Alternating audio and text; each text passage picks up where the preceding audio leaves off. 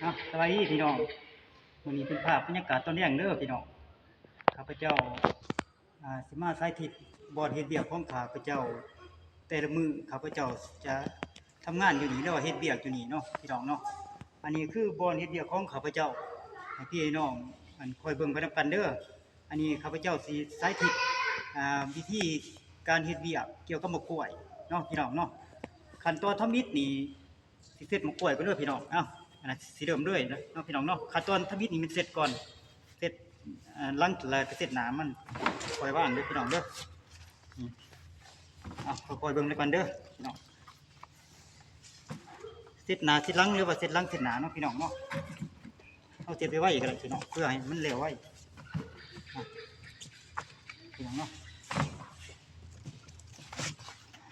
แต่ว่าตัวไรมันแห้งแล้วบ่เสร็จกันเลยแต่ว่าตัวไรมันเปียกก็เสร็จ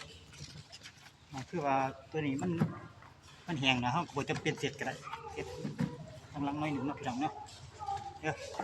พี่น้องคอยเบิ่งไปนำกันเด้อพี่น้องเด้ออันนี้คือขั้นตอนการเฮ็ดเบียร์เกี่ยวกับมะกล้วยเนาะหลักๆก็ต้องได้เสร็จก่อนพี่น้องเสร็จเพื่อยังเพื่อว่ามะกล้วยวีอะไรมันเปียกปวดนะเฮาจะเป็นได้เสร็จพี่น้องพี่น้องเนาะเพราะว่าเวลาเฮาเอาเข้าถุงแล้วอยากให้มันแห้งนะพี่น้องพี่น้องเนาะอันนี้คือมะกล้วยที่เสร็จแล้วพี่น้อง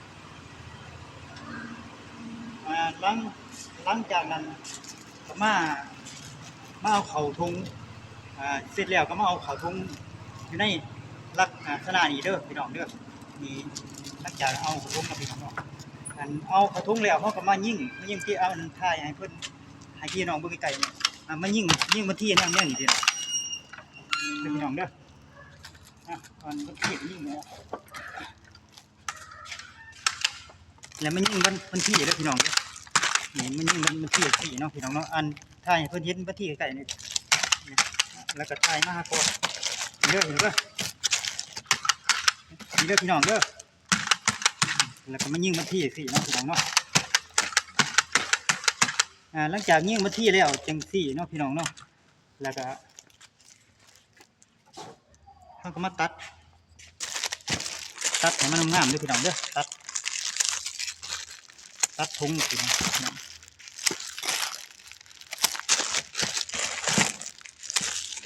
ตัดนี่พี่น้องเนาะโอเคหลังจากตัดแล้วเบิดแล้วพี่น้องเขาก็จะมาจัดเรียงงามเป็นงามนะพี่น้องเนาะหลังจากตัดแล้วเบิดแล้วก็ถือว่าตัดเรียบร้อยพี่น้องตัดแล้วเนี่ยเขาก็มาเกียมมะกล้วยแฟตเขาแก๊สเนาะพี่น้องเนาะโอเคหลังจากกันเกียมมะกล้วยแล้วพี่น้องเขาก็มาแฟตเขาแก๊สเนาะพี่น้องเนาะให้พี่น้องคอยเบิ่งกันเด้ออันนี้คือการแฟตขวดเขากล่องเขาแก๊สนะพี่น้องตรงแก๊สให้มันเป็นรายละเอียดงามๆพี่น้องเนาะ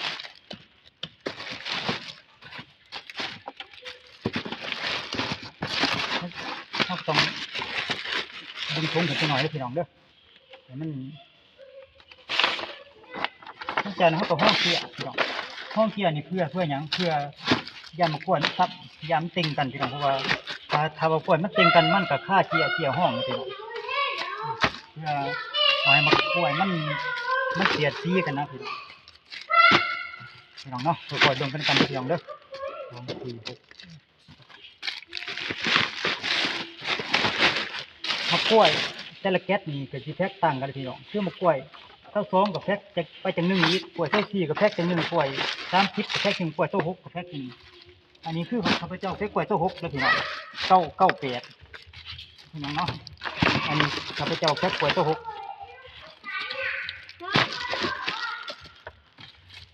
พี่น้องเด้อคอยดมกันด้วยพี่น้องหลังจากแพ็คแล้วเฮาก็ดึงถุงอีกหน่อยแล้วเฮาก็อันนี้คือท่อลมพี่น้องท่อลมเพื่อเอาไว้ก็พอดูทง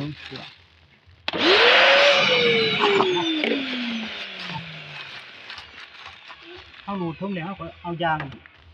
มัด ยางหัดทุงนะพี่น้องโอเคเดี๋ยวอันอย่าพอเลยหลังจากนั้นเขาเอาฟ้ามาดเอาเม็ดฟ้ามาดแล้วเขาก็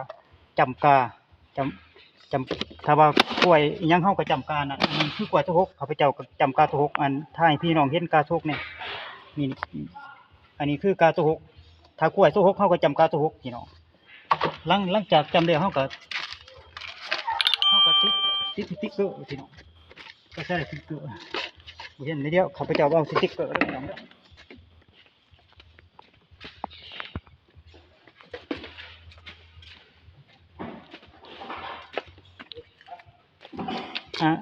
ให้พี่น้องเห็นการติดสติ๊กเกอร์เนี่ย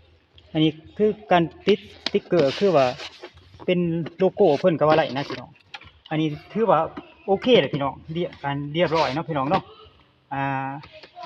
หลังจากนั้นก็ย่อ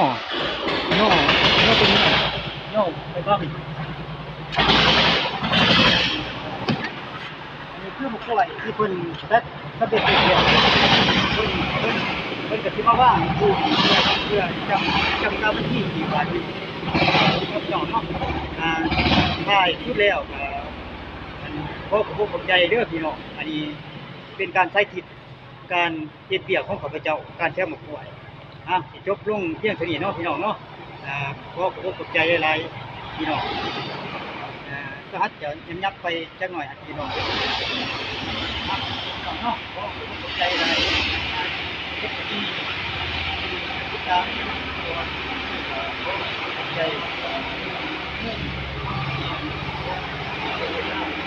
ไม่ได้เป็นทางคนที่ตัดก็ขอบใจเด้อพี่น้องบ๊ายบายพี่น้องก็ขอบใจหลาย